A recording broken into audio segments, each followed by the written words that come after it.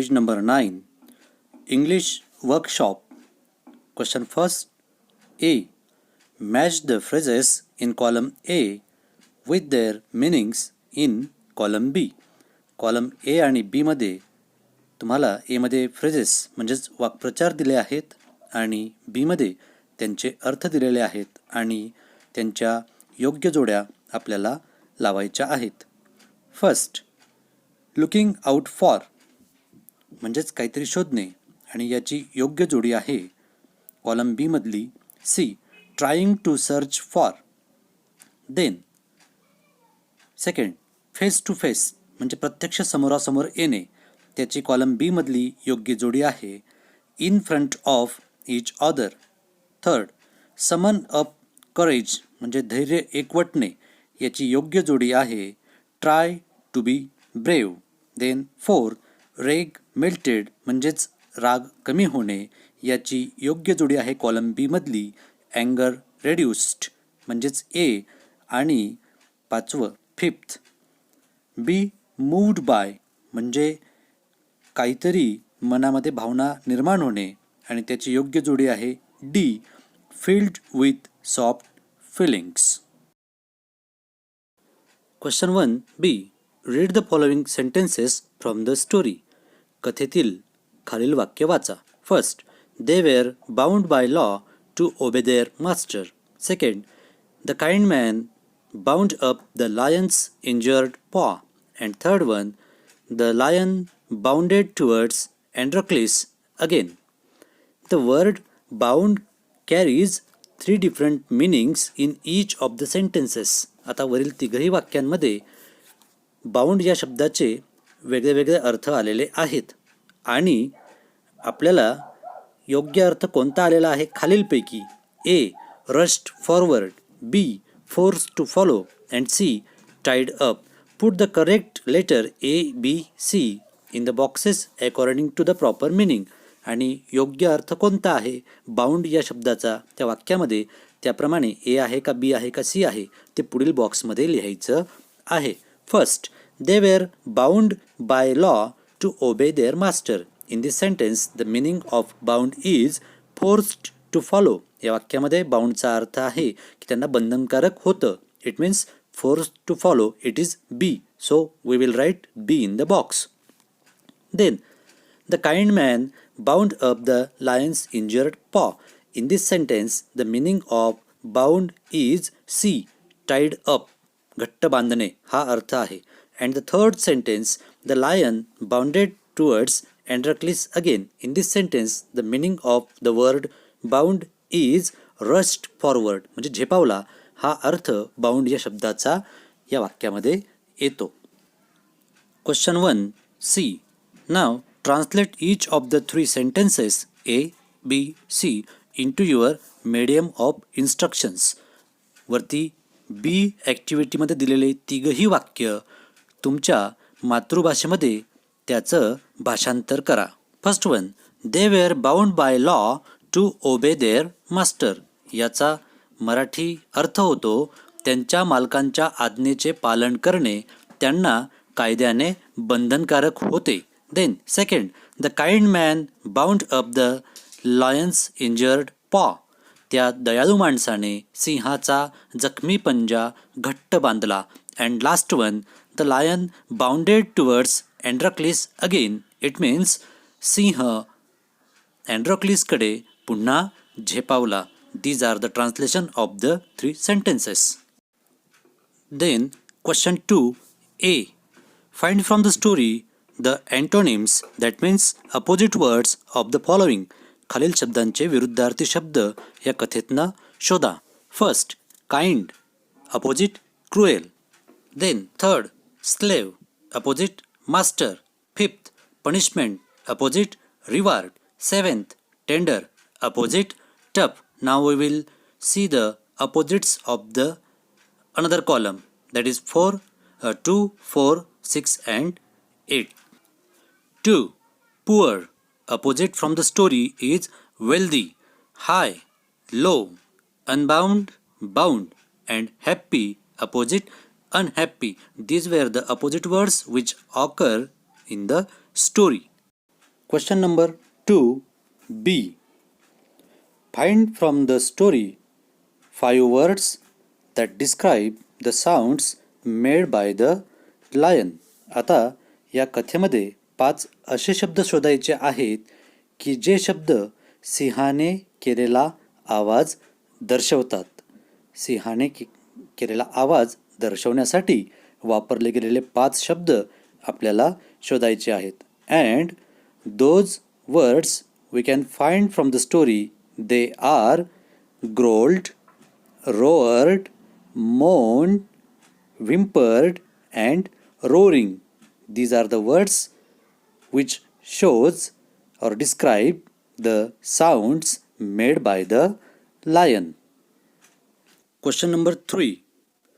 Write the reactions that followed each of the actions given below. खाली काही क्रिया दिलेल्या आहेत आणि त्या क्रिया झाल्यानंतर कथेमध्ये काय प्रतिक्रिया झालेल्या आहेत ते आपल्याला सांगायचं आहे. First all of them is A. Androcles did not like his cruel master. अँड्रॉक्लिसला त्याचा क्रूर मास्टर म्हणजे मालक आवडत नव्हता. सो म्हणून he escaped from the clutches of his master, आणि त्याच्यामुळे तो त्याच्या मालकाच्या तावडीतून फरार झाला, पसार झाला. Then B. The lion looked at Androcles piteously. तो सिंह त्या अँड्रॉक्लिसकडे दयापूर्ण नजरेने बघायला लागला. सो म्हणून he drew out the thorn and bandaged its paw. म्हणून अँड्रॉक्लिसने त्याच्या पंजामधील काटा काढला आणि त्याच्या पंजाला त्याने पट्टी बांधली. Then C.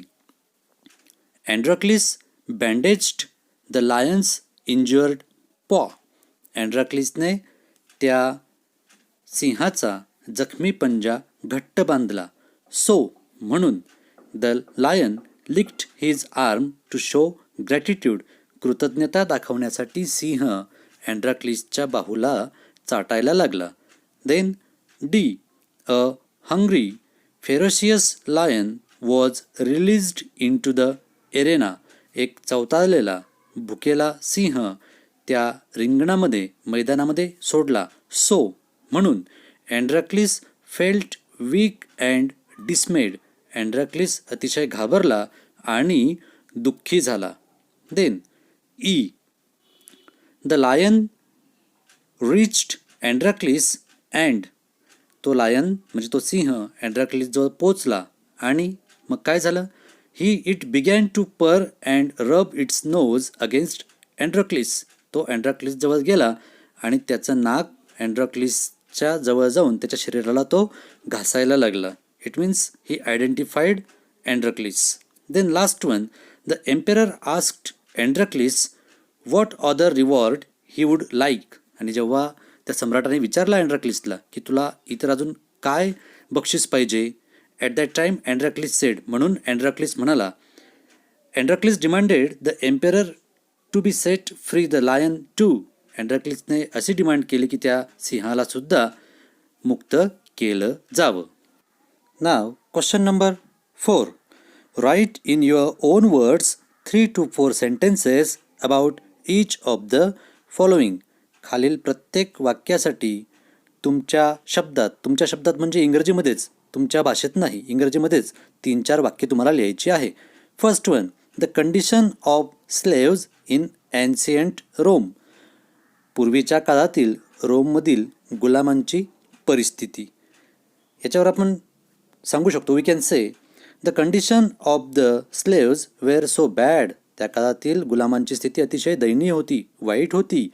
They were forced to work for their masters. त्यांना त्यांच्या मालकांसाठी काम करावं लागायचं, बळजबरीने काम करावं लागायचं.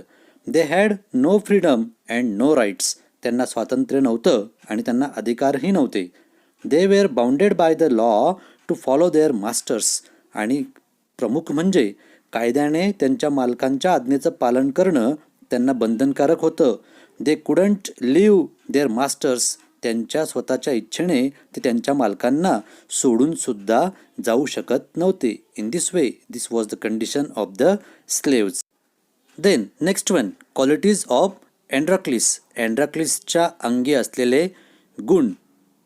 अँड्रॉक्लिस was kind, gentle and courteous man. Androcles हा अतिशय दयाळू आणि सभ्य व्यक्ती होता. So he treated on the wound of the lion. आणि त्याच्यामुळे त्याने त्या सिंहाच्या जखमेवर उपचार केलेत. Androcles had a helpful nature, so he help the lion. त्याला सहकार्याची, मदतीची भावना त्याच्या अंगी होती आणि म्हणून त्याने त्या जखमी सिंहाला मदत केली. Along with these, we can notice that he had the cooperative, understanding and brave nature too. आणि यासोबतच, त्याच्या या गुणांसोबतच त्याच्या अंगी सहाय्य करणे, दुसऱ्याला समजून घेणे आणि त्याच्या अंगी शूरता हे गुण आपल्याला या कथेमधून अँड्रॉक्लिसच्या अंगी बघायला मिळतात. Then the last one, even wild animals can be our friends. अगदी जंगली पशुसुद्धा आपले मित्र होऊ शकतात. We can say that when we behave nicely with others then they also behave in such a way. आपण दुसऱ्यांशी जेव्हा चांगलं वागतो तेव्हा दुसरेसुद्धा आपल्याशी चांगले वागतात. Though it may be a wild animal, मग ते जंगली पशु का असेनात.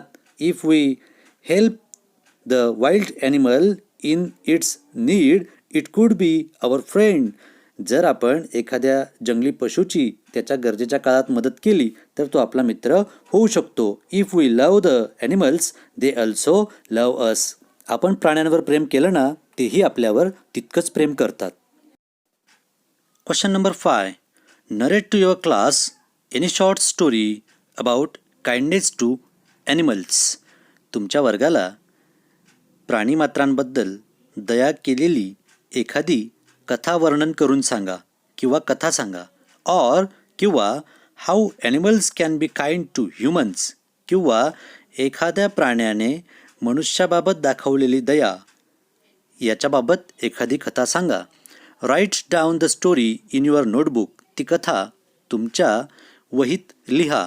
Give it a title of your own. आणि तुमच्या मताने त्याला एक शीर्षक द्या. I will show you an example of narrating the story. चला तर मी तुम्हाला एक कथा सांगून दाखवतो. The name of the story is the loyal dog. Once upon a time I was passing through the main road. I saw a dog lying on a road due to the accident. I suddenly took the dog to the vet. The doctor bandaged the wounds of the dog. Then I brought the dog to my home and it began to live with me. Then after few days, at one night, some strangers tried to enter in my house, but the dog didn't let them. It barked so loudly that all the members got up and came out of the house. The robbers saw us and ran away. On next day, we come to know that they were robbers and they robbed at other house. The dog saved my house from the thieves.